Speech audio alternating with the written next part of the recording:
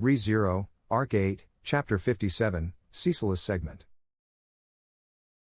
Cecilus Segmunt was a stargazer. This opening passage has already been used, and thus it is rejected. Cecilus Segmunt was the leading actor of this world. This is a fact that continues to be proven through how he enthralled others with his actions rather than it simply being told, so it is rather unsophisticated. Cecilus Segmunt was entirely unique within this world. This point is not limited to just Cecilus, and thus is headache-inducing. Cecilus Segmunt was Cecilus Segmunt. This is the most suitable definition, and thus it shall be used as the opening this time around. In that case, Cecilus Segmunt was Cecilus Segmunt, sworn to the Tenchi Shinmei. This fact served as the absolute, unshakable foundation of Cecilus. No matter what had happened to his body, even if there used to be an adult version of himself, as the people around him were saying, who was a handsome young man with a blossoming appearance and with limbs longer than he had now, that was already the before Cecilus, and in this current moment,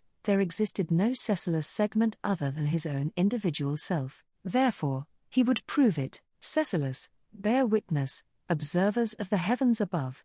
Witness the choices the world shall make. Having finished tightly tying up his hair with a strip from his clothes, he firmly slapped his cheeks with his empty hands. Cecilus rarely used this method of motivating himself, but it was very important in playwriting for a change in feelings to be easy for anybody to see. By interposing this sort of depiction, the people watching would be made aware of the actor's feelings on the stage, and of the fact that the play was progressing to the next scene. Then, as Cecilus cocked his head with a come to think of it, Cecilus, you guys are surprisingly reasonable, everyone. I wouldn't mind in the slightest if you resumed with your usual chatter, ? That instant, the voices of the audience that had been forced into silence exploded, and while Cecilus nodded internally at their usual operations, he got back into his flow. Being glued to him at all times, their presence was something that continued to fulfill Cecilus's need for approval, and silencing them like that was the first time he had done so.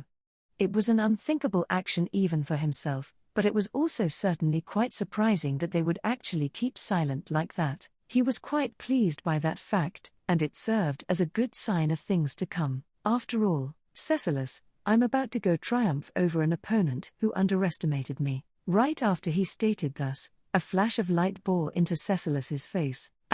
Ceci, witnessing Cecilus's face being pierced right in the center of his broad smile, raised his voice. As he rushed over, he was about to exert force onto his blue dragon sword that was fastened to his neck for some reason when he saw that figure of Cecilus.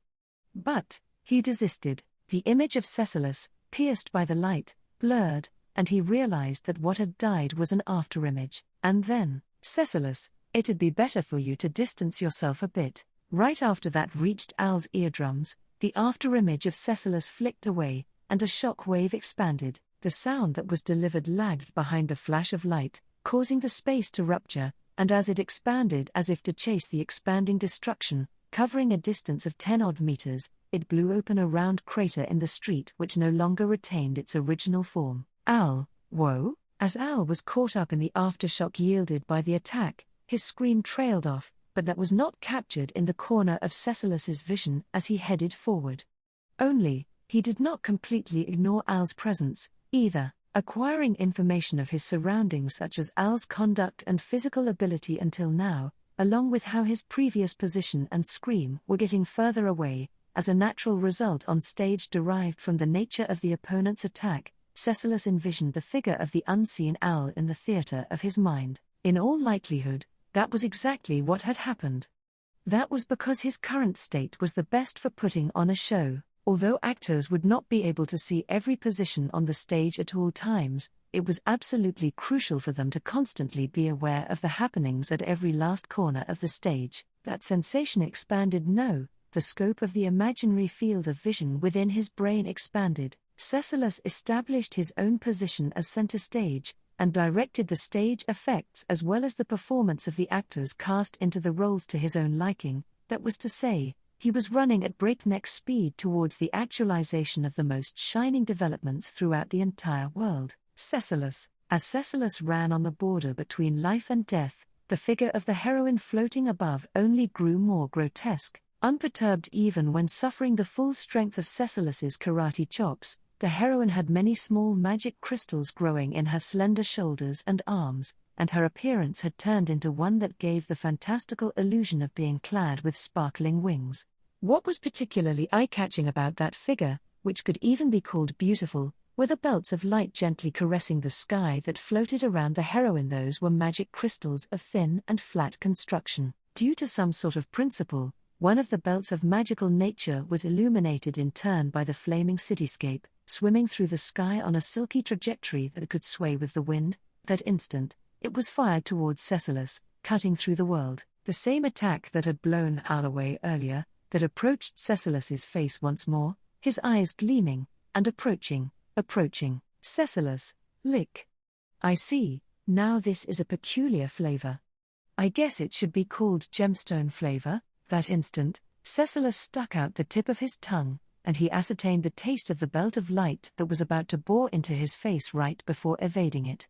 The sensation his tongue perceived was hard yet soft, and the flavor was, as stated, close to that of a gemstone. It was just like the flavor one would get if they were to put a gemstone that resembled hard candy into their mouth, and the following disappointment, namely, those were the belts of jewels the heroine was clad in. Cecilus, come to think of it, you started off by sending light and fire flying and then swapped to pillars of stone and limbs of earth along the way. Are these jewels the next progression of that? They are truly quite elegant, so I like it. How splendid, oh how splendid, the feeling of climax is rising. Retracting the tongue that had licked the belt, Cecilus roared with laughter at his surge of morale. In this 11th hour, in this decisive bout, he was filled with awe that his opponent was a heavenly maiden clad in a feathered robe of gemstones. And in addition, he had gone and formulated his own understanding from the results of their earlier combat. The karate chops that Cecilus had unleashed at lightning speed, they had the might to split an iron castle in twain, let alone a wall of stone. But, though he could not say for sure, he had heard that among gemstones, there were some that were harder than even those materials. That was to say, the heroine whom Cecilus was opposing was Cecilus, the heavenly maiden of diamond. Right after he uttered those words, belts of diamond were fired from the feathered robe of the heavenly maiden. With a flash, the belts of light closed in as they bisected the world. They numbered around 12, 11 if the one he had licked and evaded was excluded, but they surrounded Cecilus from 11 different directions as they assailed in an effort to kill him. It was a domain undoubtedly tessellating with death itself, and it was the kind of intense battle where one would have to dodge raindrops amidst a storm. Cecilus, if that's what's needed. Whether it's drops of rain or grains of sand, let's dodge them. The 11 lines separating life and death ran amok. One more made its return, making it 12 lines, and evading those, evading. If one hit him, it would be fatal. If it was fatal, it would fall to ruin. If it fell to ruin, curtains close. The tips of his toes were whittled down as he stepped, the blood spilling from the wound on his chest evaporated, and he twisted his small build through the gaps in the latticed belts that blocked his way, rejecting the lowering of the curtain. Well, how about that? Have you ever seen anything like it? If this had been an adult's body, he would not have been able to slip through the gaps, so after various deductions, it was the current Cecilus's win. Having won, he decided he would keep on winning, so in order to secure victory, he flashed his teeth in a smile. Cecilus, this is where imagination will spread its wings. With no room to stop moving as the fierce onslaught rained down upon him, he ignored everything as blood spurted from his deep wound. The acceleration of his thoughts in the midst of battle was spectacular, and up until now, the fight had received great praise, applause, and loud cheers. However, at this rate, it would progressively become worse, boring, and hated by everyone. In order to devise the best directorial plan, he would need to put the functions of his body through a gear change to prioritize shining on the stage. First of all, he cut his ability to discern colors. The world was dyed black and white. The coloration of the world lost its vibrance, but a monochrome world had the advantage of displaying the true nature of things which could only be displayed in a monochrome world. Next, he cut his ability to identify sounds. The voices of the audience and his own heartbeat, the delayed sounds of the bands of light cutting through the wind and of the stage being demolished, were all entirely abandoned. A soundless world was dull, but there was a flavor that could only come from this refined taste of enjoying discomfort. It was in this environment where that flavor could be found, that of delight assailing one's chest upon witnessing the masterful performance within the faces and gestures of the actors. In addition, he also cut his senses of taste, smell, and pain. He fully wielded his body for the purpose of battle, fully concentrated his mind on the thoughts that flashed by, and raised the curtain on the theatre that was the imaginary field of vision within his mind. Cecilus, well then, thus, with that breath interposed, the world of black and white in the space where he continued to evade the fierce attacks from the belts of diamond, Cecilus was quite literally looking down upon himself as he earnestly struggled while putting on airs, expressing the acceleration of thoughts in a fantastical manner. It was a sensation akin to a single instant being prolonged. That having been said, it was not all-powerful. The leading actor might excel at preserving the scene, but there was a limit to how much they could captivate the audience if the situation did not move.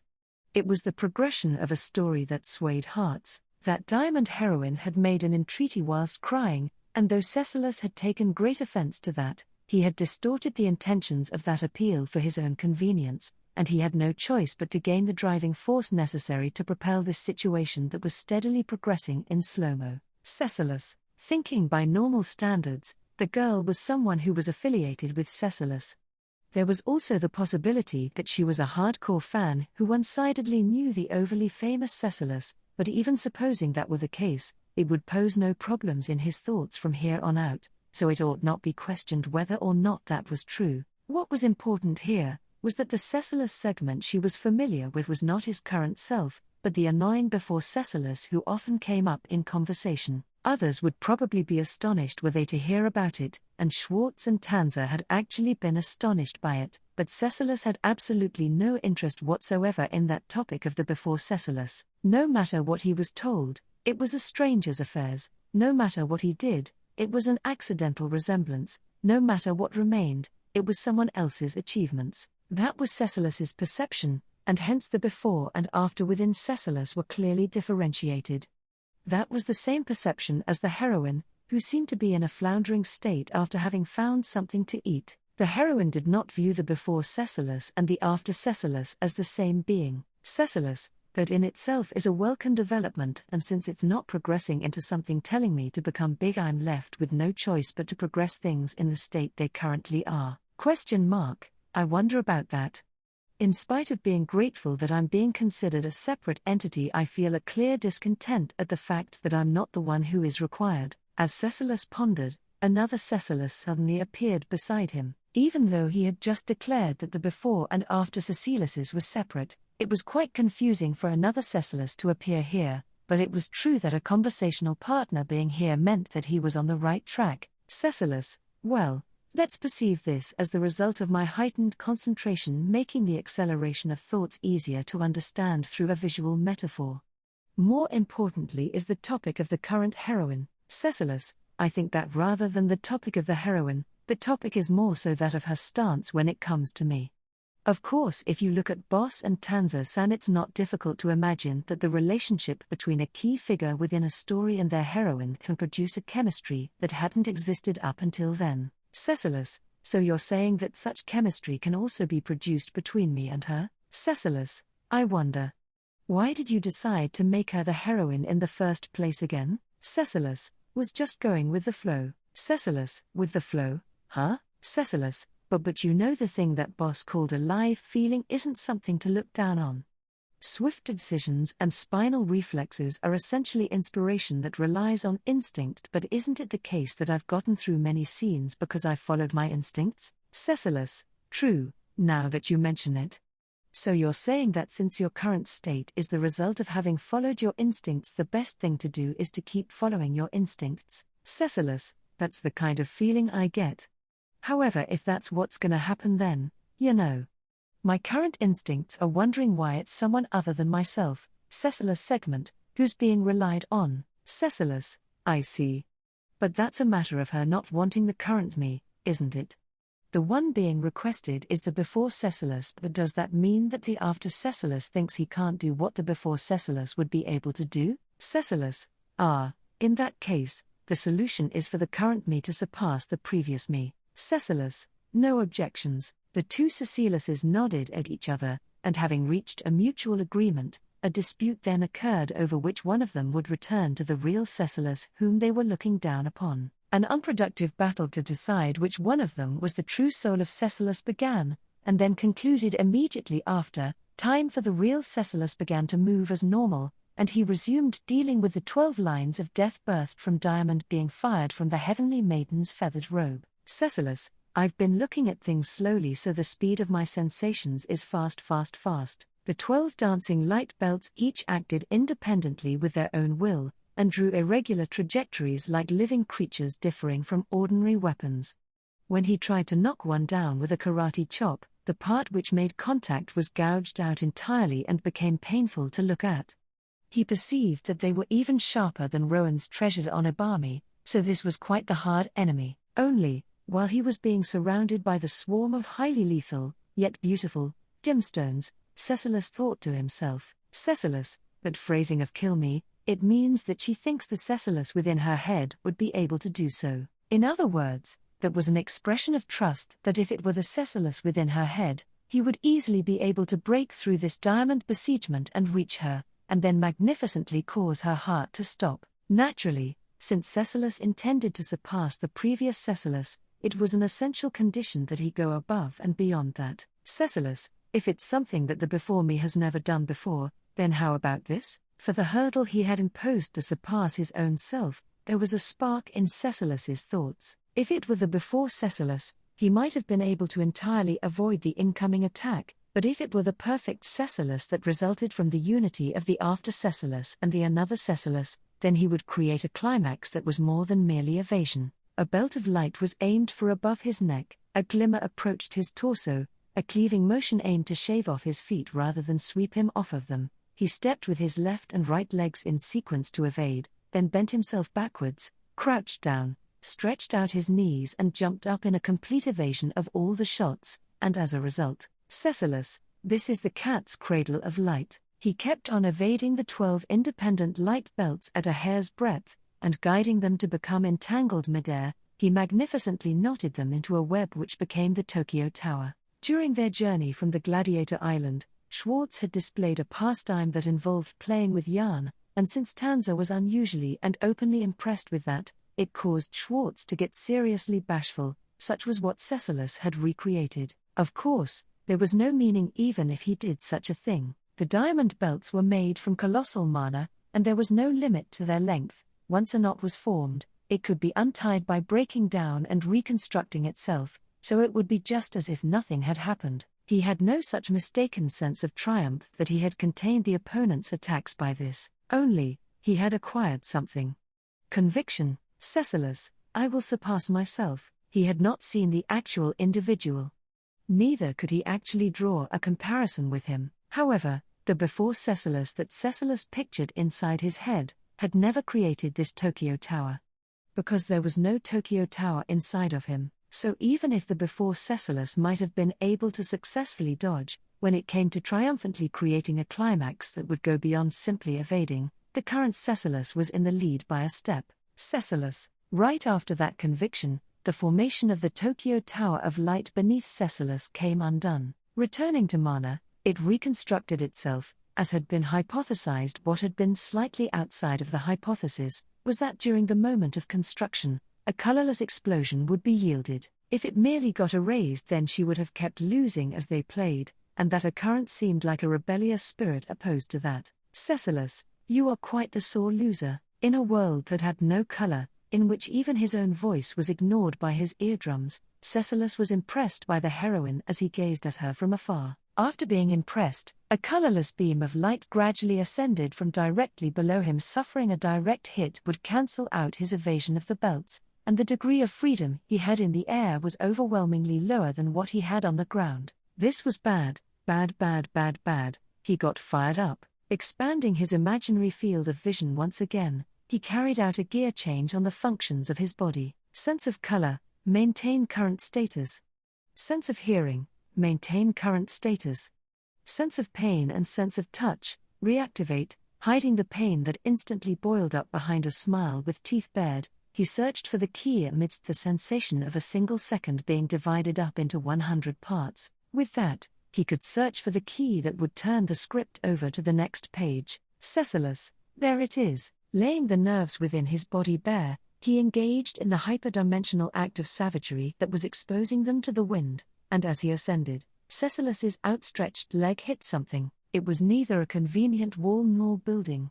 What had been hit was, from the cityscape being destroyed as it was engulfed in the battle between Cecilus and the heroine, a fragment of the rubble that had been whirled up, a single grain of gravel, that he used as a foothold. Cecilus, shui, using the exceedingly faint sensation that had struck the sole of his foot as a foothold, Cecilus's body leapt through the air. To avoid the rising achromatic destruction from catching up to him, Cecilus stepped again onto blown-up splinters of wood and shattered fragments of window glass, and finally stepping onto a slightly larger cinder of ash, he escaped higher. Why was he able to do it?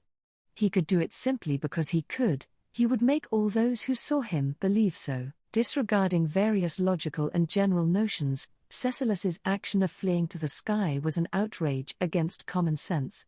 Those who witnessed it might have called it a miracle, but for Cecilus, this was only the beginning, nothing more than a handful of the miracles that arrived to color the world at various moments each and every day. And thus, if he continued to cause these miracles, Cecilus, impatient reality will bear its fangs. Cecilus escaped the beam of light thanks to his unreasonable ascension, and before right or wrong could come as a result from that escape, the reconstructed light belts ate into the colorless beam of light from within, and began to chase Cecilus through the sky. As the 12 belts entangled in a helix, its tip radially expanded while pointing towards Cecilus, and just as a carnivorous plant would captivate bugs with its beautiful petals, it bit at him. The flower petals closing like a bud, Cecilus would have no means to escape being swallowed by the diamond flower. That too, surely, would only have been if it were the Cecilus who was not the current Cecilus. Cecilus, bang, and the sound of an atmospheric explosion 100-fold of the sound he had voiced shook the battlefield. Unfortunately, although Cecilus himself had shut out all sounds and thus could not hear it, he was sorry to the eardrums of the heroine and of Al, who were also present in this location. But then again, the thing that made him want to complain the most was probably the sky that Cecilus had kicked and had caused to explode. Cecilus, who could leave sound behind and run at lightning speed, was well aware that the atmosphere had walls. Kicking those walls was not an easy feat, but it would have been troubling to be disdained as a poor actor who had messed up the climax. Even if he was performing without a rehearsal, perfectly captivating the audience was essential for the leading actor. As a result, together with the sound of the explosion, Cecilus's body shot straight downwards. He took a sharp nosedive, and faster than the diamond flower bud could finish closing, he escaped the petals and fell to the ground. Cecilus directly pierced the ground, and undoubtedly yielded an impact akin to a lightning strike. He had paid the price with his right leg, which was now in a horrid state from the knee down, but it was hard to determine whether a gallant figure seizing victory unscathed or the fierce figure sustaining injuries while felling the opponent would make for a better picture. It would be discourteous for the audience to go on and on about what should have been done after the fact, so he puffed out his chest with the sensation of receiving thunderous applause, and proceeded forward. Cecilus, 10 steps. By eye, he measured the distance to the heroine in the sky, and purposely stepped forward with his bloodied leg, aiming for Cecilus as he broke out into a run. The once closed flowerbud expanded anew, and as the diamond petals rained down on him as if they were being scattered from the spores, he left them in the dust with a single large step. Cecilus, 9 steps. The space to Cecilus's left and right distorted, and as they twisted, pillars of stone appeared. Methods of attack other than the belts of diamond light resumed here, and clenching his teeth at the detestable arrangement, he unreasonably overworked his right leg that was placed on the ground in a reckless manner, and gaining speed, he sacrificed some stray hairs as he slipped through the gap in the pillars coming at him from left and right. The atmosphere ended up being the only thing that got pulverized. Cecilus, 8 steps. Smashing the ground, there were several quadrilateral blocks around the size of houses. Masses of stone in the shapes of cubes emerged, and were fired towards him like a barrage of throwing spears. Stretching out the knee of his left leg, he he stepped on the tip of an approaching rock spear, and using that, which was so fatal that it could have also functioned as a gravestone immediately after a direct hit, as a foothold, he plunged into the barrage. Cecilus, 7 steps, 6 steps, abridged the rest. Adapting to the unforeseen situation, he reset the count of steps, and slipping past the storm of stone pillars constructed to reject the after Cecilus, the distance that once seemed to be infinite now closed in on 0. The heroine exerted her fury to allow none other than the Cecilus she accepted, the Cecilus who could reach her, to get close. At that stubborn, obstinate heroine, Cecilus was fired up to prove that even his current self could reach her. That was undoubtedly a world-leading destructive contest of obstinacy on a level of danger that would go down in the history of the Empire. Taking control of that struggle of obstinacy, Cecilus would accomplish that. It was not a matter of what he would do once he accomplished it. He simply wanted to accomplish it, and so he would. Cecilus, 2 steps, with karate chops from both of his hands, he blew away the obstructing stone pillars, and inferring the distance until the heroine, who had been concealed, from where he had jumped out, he spotted her around 10 meters in the sky above him, while giving a standing ovation to his instincts within his brain, he seized the range. Cecilus, thereupon, through the process of breaking down and reconstructing themselves, the 12 belts of adamantine light blocked the way again. Escaping the storm of stone pillars, Cecilus looked up, and receiving that gaze, the heroine directed her belts of light towards him once more. In that moment, while greatly capturing the range, the light belts spread out, and their tips faintly flickered, the ultra-thin articles divided themselves further, from 12 to 24, from 24 to 48, from 48 to 96, from 96 to 192, from 192 to 384, from 384 to Cecilus, HK. As the light belts branched to an extent that became too absurd to enumerate, they beautifully glistened in the sky as they came falling down like a waterfall. Left, right, and behind, the directions which would have been a path of escape were filled with the pillars of stone. The stage had been transformed into an inescapable barrier. The only path was straight ahead, and even just a graze from the drops of the falling light would have been a fatal, inevitable death, let alone getting struck head-on. Fatal, inescapable, fatal, inescapable, fatal, inescapable, fatal, inescapable, fatal, inescapable, fatal, inescapable, fatal, inescapable, fatal, inescapable, fatal, inescapable, fatal, inescapable, fatal, inescapable, fatal, inescapable. Cecilus, the world devoid of color and sound was permeated with the probability of death. Before the destiny of an unavoidable death, he recalled all the miracles he had accumulated. It was a miracle that his right leg was still attached at the knee. It was a miracle that he could still move with an exceedingly deep wound in his chest that almost revealed his heart. It was a miracle that he still was overflowing with motivation at the figure of the heroine as she continued to cry. And then, Cecilus. It was a miracle that within Cecilus's hand as it reached towards the heavens, a prop had arrived with the best possible timing. 12,288 times. That was the number of times Al had spent figuring out his role on this stage. Al, immediately after Cecilus, with his hair in a bun, had changed his mind with a reasoning that Al did not understand. The battle accelerated further into the realm that laughed at the thought of Al's intervention. From the get-go, it was a battlefield where he knew there was little he could do. Within his defined territory, even after nearly 200 attempts, he only had 2 opportunities to intervene. Those 2 times had been undoubtedly meaningful, but in a battle that had kicked up a notch, there was not a single chance for Al to intervene. To begin with, Arakia herself was not even able to endure the aftermath of the attacks she was aiming at Cecilus. Unlike the attacks from before Arakia's transformation into her deformed state with the magical crystals, where she simply shot out the mana that welled up, her current attacks were clearly more sophisticated. The destructive power wielded by Arakia, what could have been called belts of light, had caused the entire area to become completely destroyed, and Al, who had been roped up by them, had been obliterated more than 2,000 times. What was the point of being in a battle in which one's mere presence would be fatal? However, he had no choice but to give up on any form of intervention and withdraw from the battlefield. For, if he did not, Cecilus would be killed by a belt of light before he could reach Arachia. In order to change this unchangeable outcome, Al looked for an opening to intervene, repeatedly getting himself roped up there. After many hundreds, thousands of times, he realized this. There were problems with Al's positioning, and there were times when he was obliterated by one of the belts as if he were merely a bug to be swatted away. Still, if he managed to see Cecilus make it over before Arachia, he witnessed Cecilus's incomprehensible movements as he was subjected to an inevitable attack. Just before the belts of light that wrapped around Arachia branched out into a hopeless number and poured down, Cecilus reached out toward the heavens. At first, Al thought that Cecilus was about to unleash his full strength with his karate chop.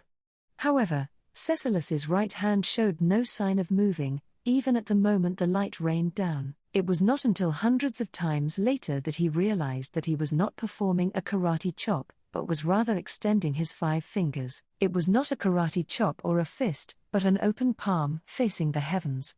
He had no idea what it meant. He did consider the surprise of him suddenly using magic, but in any case, Cecilus, with his magic a dud, would end up being swallowed by the shimmering light, and Al would likewise be roped up and obliterated.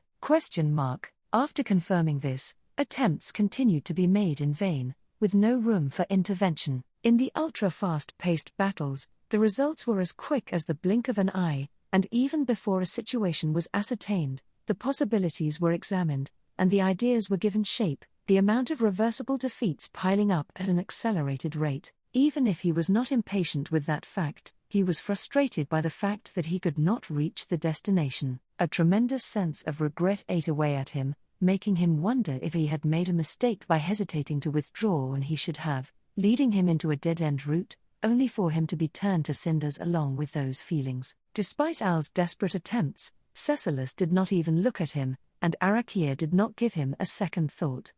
It was really frustrating.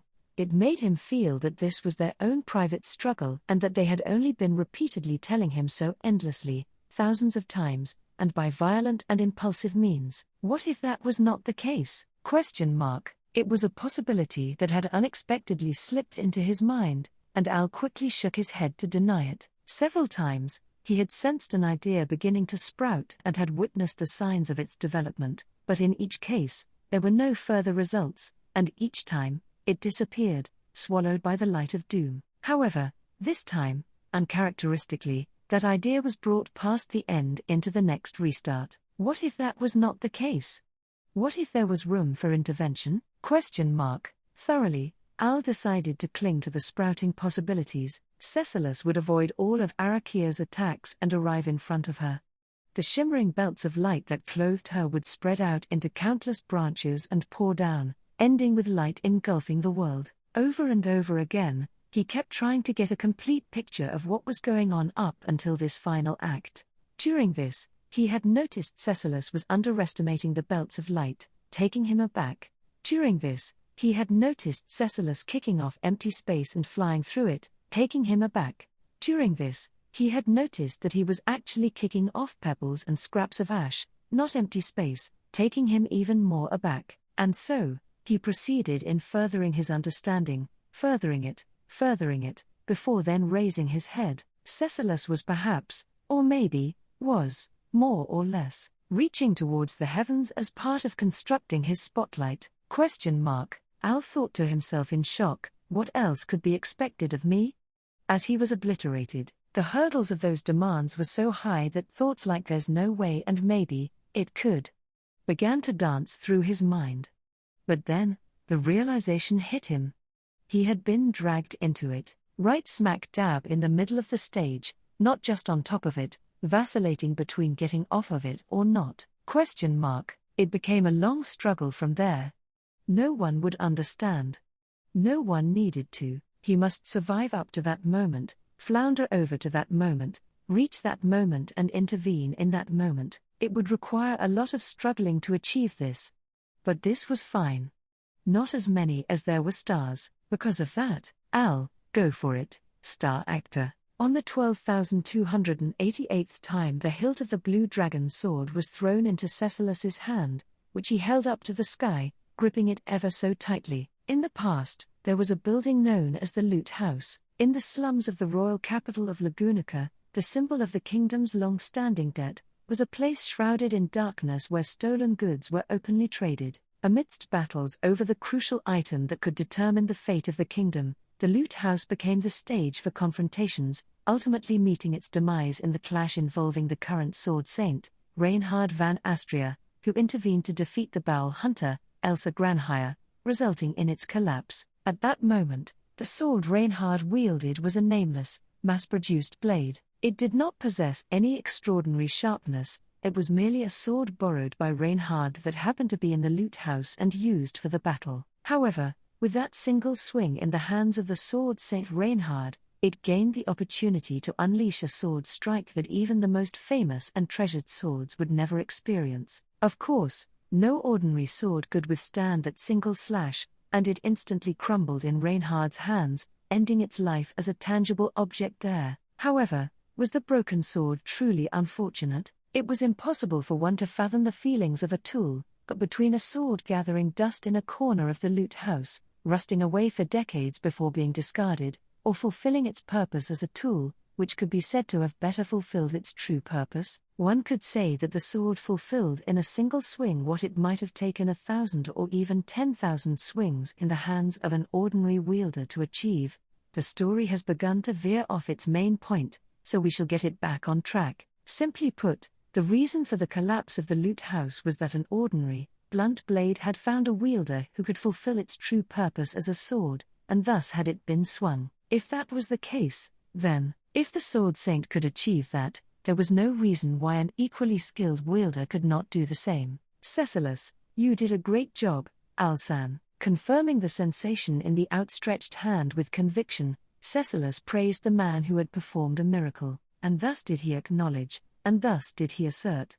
Cecilus could not even begin to imagine the difficulties Al faced in handing over the blue dragon's sword to him right now. Human imagination was infinite, but even the rash idea of reaching infinity was presumptuous. It was like the peak of a mountain that was known to exist but could not be reached, a fantastical dream akin to the heavenly sword that Cecilus continued to pursue. However, Al had made it in time. Through means unimaginable even to Cecilus, Al had overcome the mountain and delivered the miracle Cecilus desired into his hands. Bravo, bravo, nothing else but the sound of bravo, and thunderous ovation to the sounds of blooming incredible.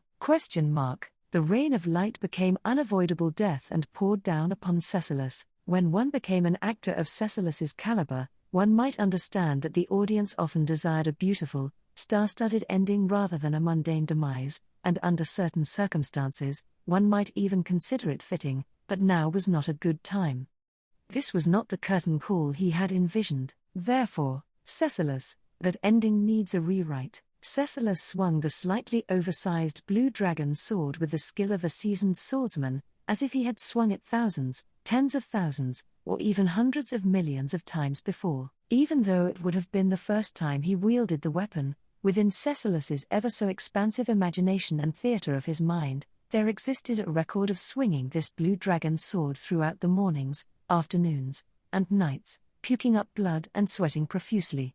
However, depicting such scenes would be NG for Cecilus, so he simply plucked the fruits of his efforts. In an instant, a flash of lightning that transcended the limits of the blue dragon's sword, slashed away the pouring rain of light into nihil. It was not just the countless strands of light that were obliterated in that flash. The dense forest of stone pillars that cover Cecilus's left, right, and rear, attempting to seal off any escape routes, was blown to smithereens. At this moment, Cecilus Segmunt's sword strike had surpassed the Spirit Eater Arakia. No, it had surpassed the stone, Muspel, which was said to be the very land of the Wallachian Empire.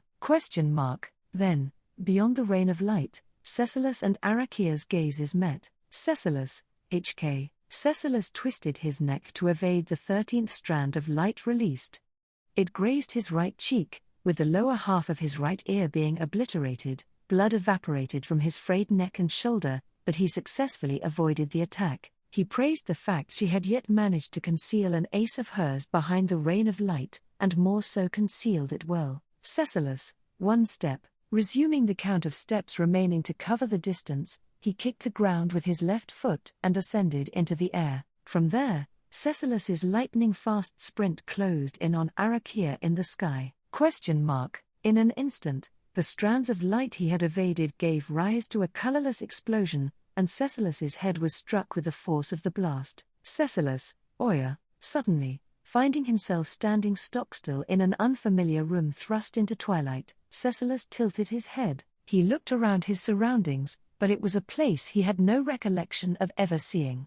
Cecilus had a reputation of being forgetful, but surprisingly, he would never forget places and things once he had seen them. No matter the situation or prop, there might eventually be an opportunity to put it to use. The things known as stage effects were also occasionally born from unforeseen ideas. Cecilus, so it's a place that even I'm unaware of. Or rather, to begin with, the fact that I'm present in this kind of place is really putting my sense of discomfort to work. Even though he had no memory of this location, he was not so careless as to forget what he had been doing just before. In the imperial capital filled with undead, begged by a sobbing heroine to kill her, Cecilus took offense to that and had resolved himself to surpass his past self, and ought to have pulverized Al's blue dragon sword. Cecilus, it sure seems like I'm escaping from reality because things ended there and I'm worrying over having destroyed Al-San's blue dragon sword. As expected, that's...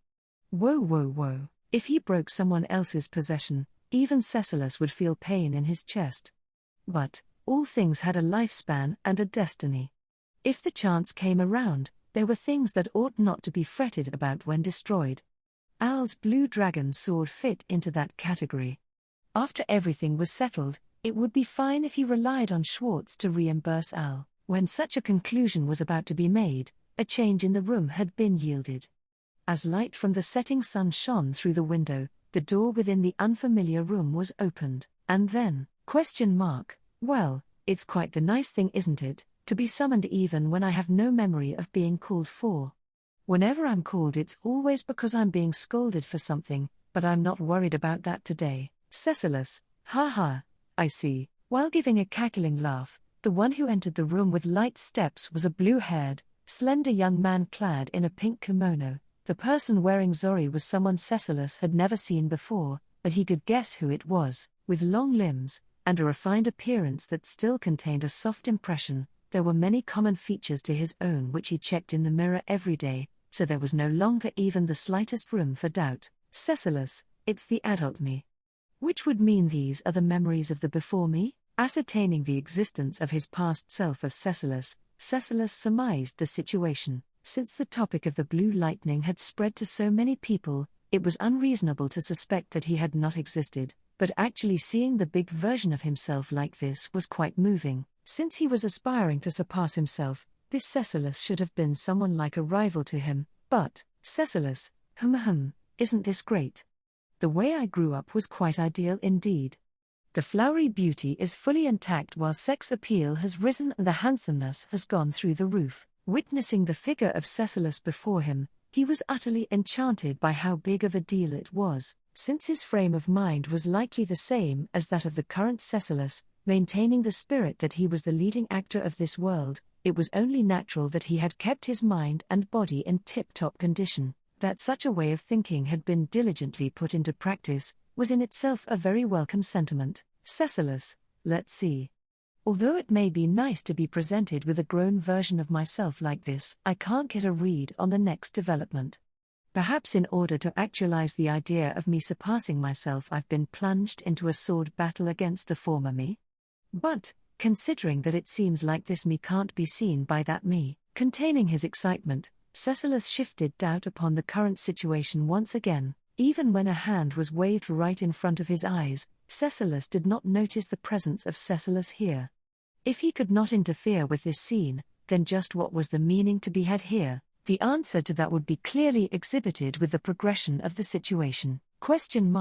Whether it is scolding or not, I think depends on whether you have self-awareness in the given case, but is it not premature to be relieved simply because you haven't a clue? Subsequently, the voice heard was from the person who had entered the room a bit after Cecilus. That person closed the door with a hand behind their back, and glancing towards Cecilus, who had entered before him, he narrowed his long slitted eyes. What a terribly odd appearance that person had, with long, white hair framing a white face, a form that was white throughout its entirety, even to its clothing and equipped tactical fan. The figure that was slimmer and taller than even Cecilus looked like a shady goblin that would show up in a picture book. From that appearance, Cecilus received an impact that was truly to his liking. Cecilus, by saying that, do you mean that I just didn't realize and it actually is a scolding after all?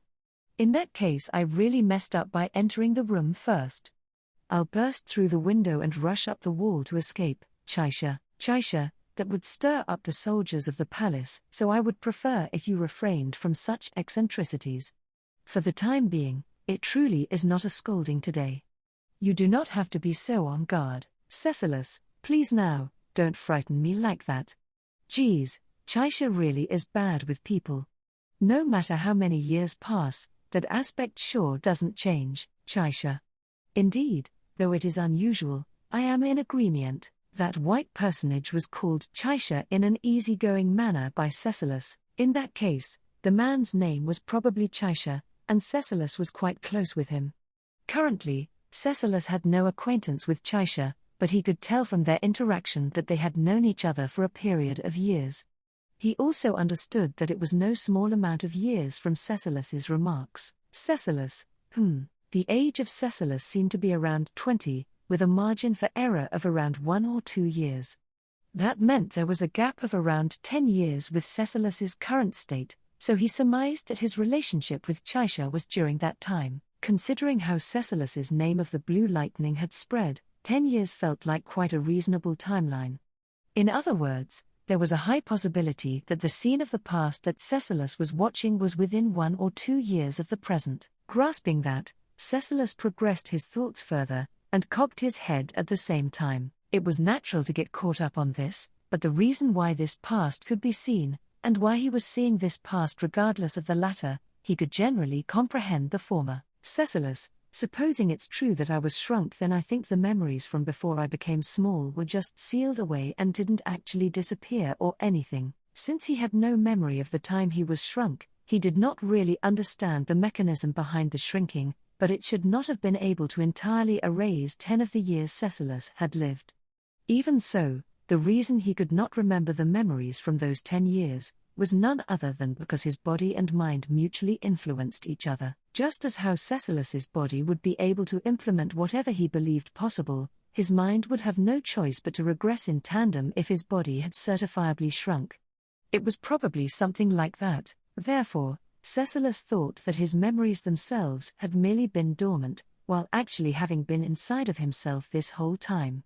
Since he thought so, there was no issue with the fact in itself that they could be seen. The issue was, as before, the reason why he was seeing them. Cecilus, this seems like the memory of the time I got shrunk. Indeed, the reason why Cecilus had muttered that with a bitter look on his face was because he had hit upon an unpleasant possibility. Cecilus had never experienced it for himself, but when people were on the verge of death, it seemed like they would seek a method to escape the approaching doom before them, and would trace back through the memories of their life. It was a function of searching for an idea to refuse death amidst the life they had accumulated up until then. Thus, the reason for Cecilus's bitter-faced answer was undoubtedly the suspicion that this scene before his eyes might have been a spark from Cecilus's lifetime in order to save his life. In other words, if this was as Cecilus suspected, and was the memory from the time he had been shrunk, then could it have been a scene where the opposite was also true? Cecilus, isn't this something like seeing the place where I was shrunk, and then gaining a hint for the method of returning to my original form, and breaking the deadlock of the situation? Isn't that like really, really lame? Despite declaring that he would surpass himself, having stepped towards the heroine with a resolve to die, she spilled tears, and Al having provided the greatest assist that went above and beyond his minor role, he would fail to carry out his original intention. As such an answer for his own failure lay before his eyes, Cecilus had unpleasant feelings in the depths of his heart. Cecilus, don't like it, I don't like it, I don't like it one bit. Throwing himself down onto the floor of the room, he rambunctiously threw a tantrum and flailed his limbs around. But Cecilus's reluctance did not put a stop to the conversation between Cecilus and Chaisha. Leaving Cecilus behind as he sprawled himself out on the floor, the two people continued with their discussion. Cecilus, you're making a somewhat complex expression. Chaisha, Chaisha. My goodness, even though you usually do not pay much mind to the countenances of others, you are only ever sharp at times like these. That is the reason I find you to be troublesome. Cecilus, ha ha ha, you sure are saying some funny things. I do regularly look at the faces of people in my surroundings. It's just that most of the time I just look at them and then ignore it without touching on the subject. Chaisha, then, for what reason have you touched upon it today? Cecilus, why wouldn't I be worried if my friend is tired?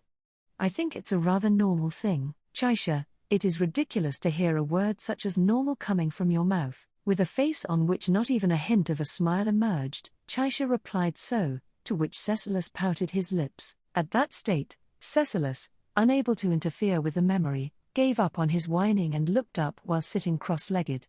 A friend, the fact that he said that word and the fact that he had one, were the height of surprise. Even if Schwartz and Tanzer, Gustav and the Pleiades battalion were his allies, they were not his friends or family.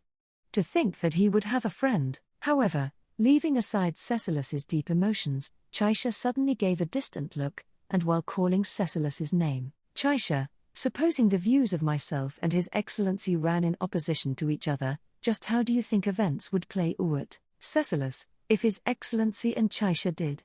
If you can talk it out, then you should talk it out, but if there's no use in talking it out, then wouldn't the only option be to have a showdown? Chaisha, when the time for that showdown comes, how would you proceed? Cecilus, naturally I'd be His Excellency's ally.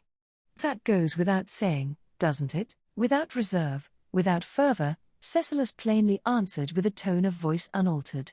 Then, hopping up and sitting his bum down on the desk in the inner part of the room, he suspended his legs and looked at Chaisha, resting his chin in his hands. Cecilus closed one of his blue eyes, and, Cecilus, a roundabout and enigmatic hypothetical story.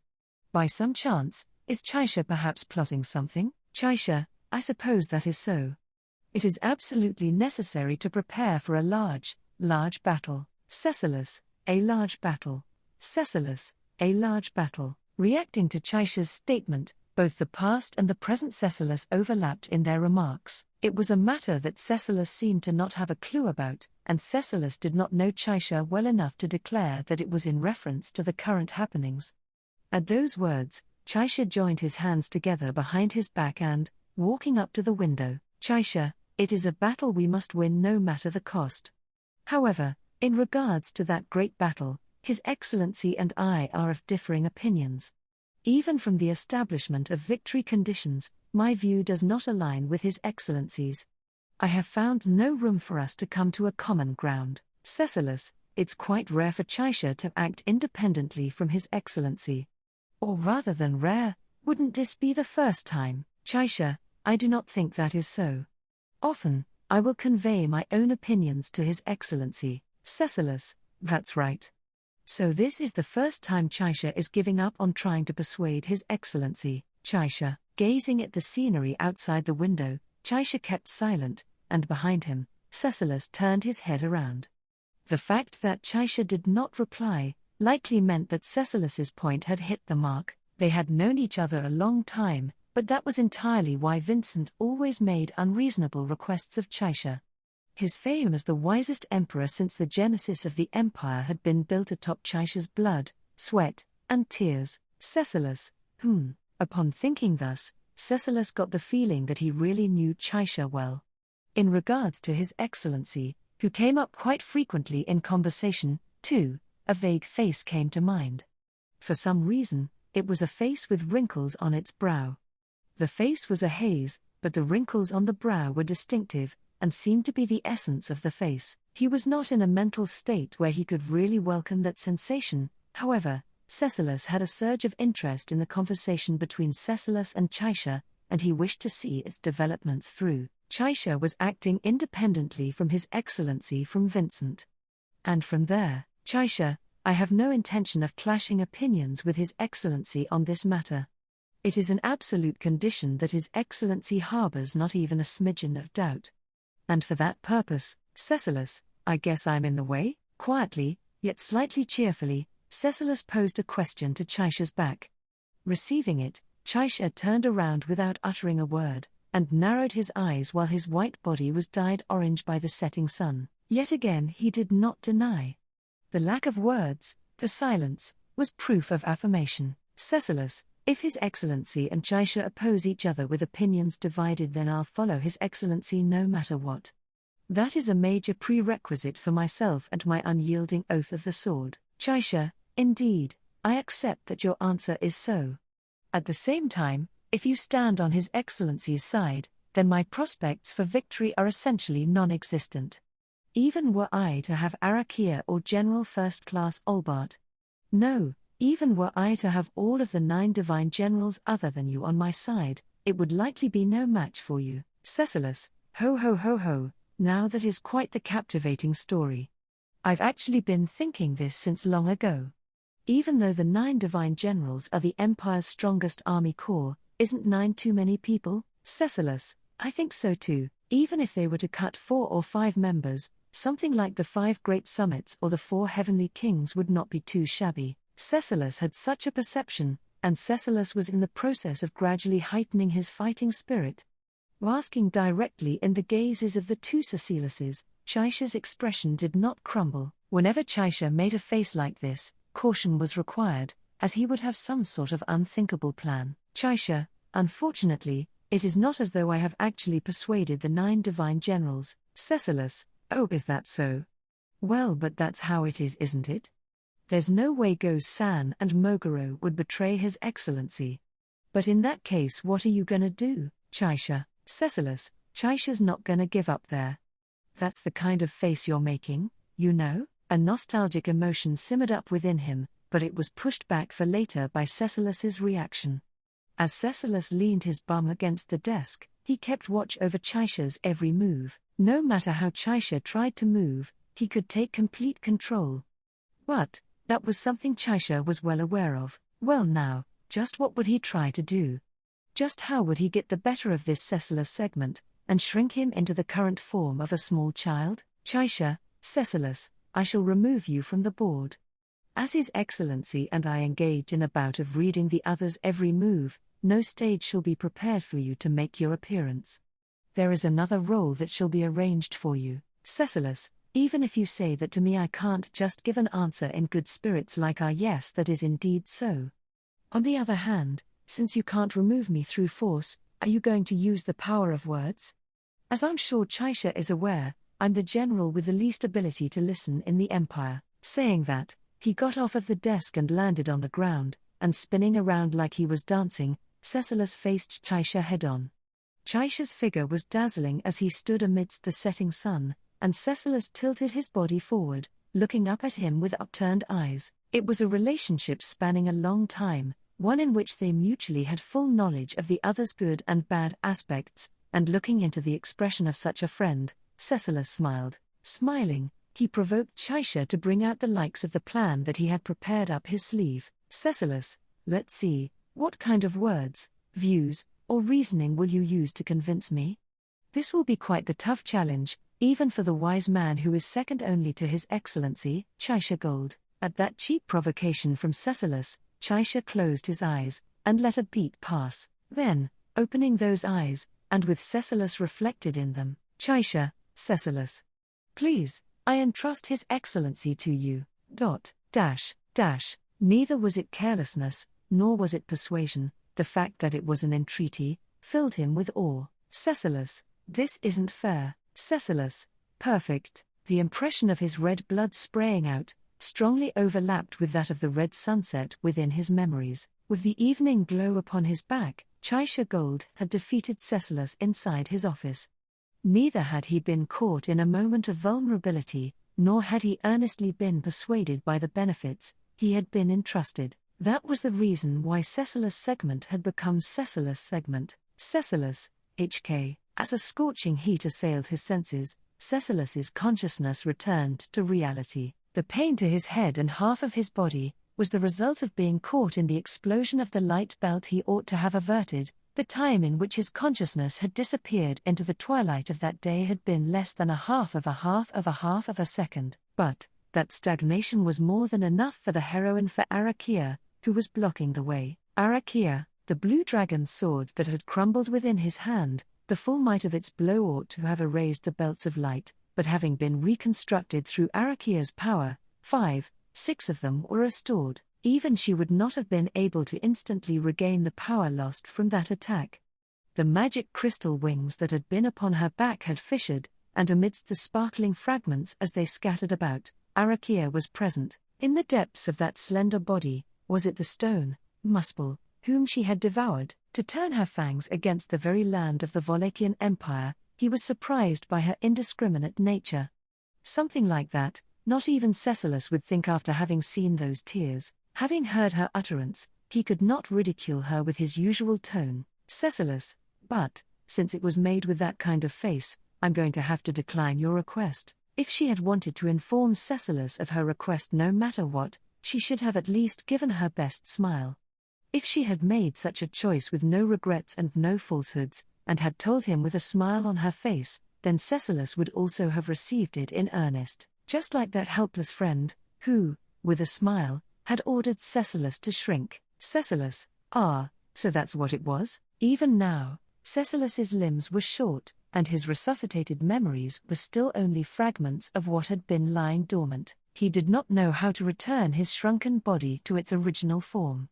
The memory had ended before he could recall what concrete method Chaisha employed, and with that, the objective of the remembrance had been fulfilled. There was a phenomenon where people faced with death would search through their memories for a way to break the deadlock. What had just happened was an unmistakable instance of that. Only, the answer of how to break through the deadlock was different to what he had anticipated. At the end of that recollection, Cecilus had thought that he would learn the method of how to return his body to that of an adult. But, it had not been so. That it had not been so, delighted him. People faced with death would search through their memories for a way to break the deadlock. He had seen that face of Chaisha's, and heard his request.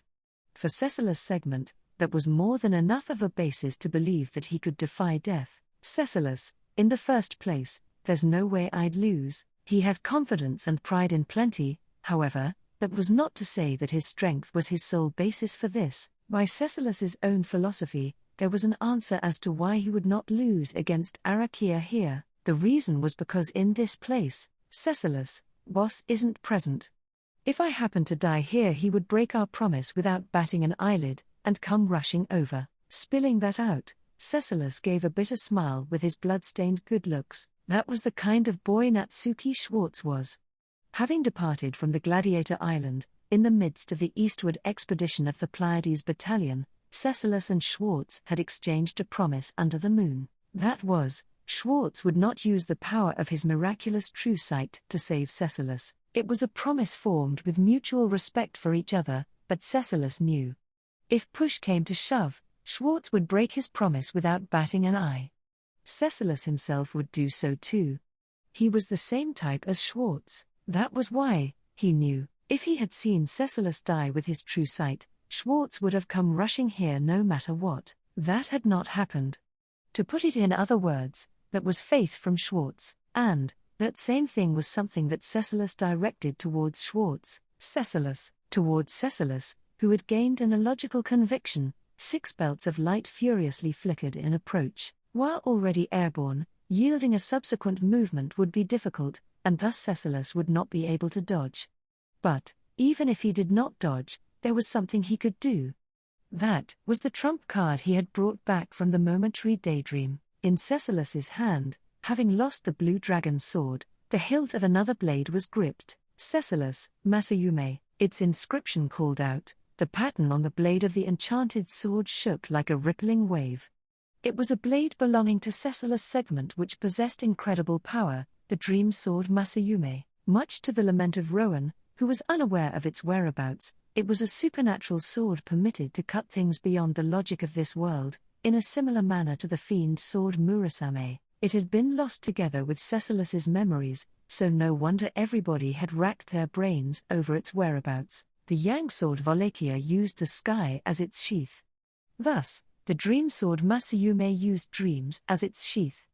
Ergo, Cecilus had borrowed Masayume from the waist of Cecilus within the daydream. As Masayume pulsated within his hand, it recognized the short Cecilus as its owner. Things would not have gone this easily with Murasame.